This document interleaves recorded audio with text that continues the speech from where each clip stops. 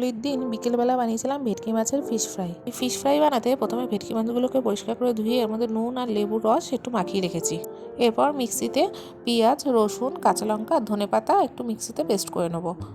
এরপর মিক্সিতে যে পেস্টটা করেছি এটা এই মাছগুলোর মধ্যে দিয়ে দেবো এবং ভালো করে মেখে নেবো। এটা ভালো করে মাখা হয়ে গেলে এর মধ্যে একটা ডিম আর একটু কর্নফ্লাওয়ার দিয়ে ভালো করে মেখে নিতে হবে।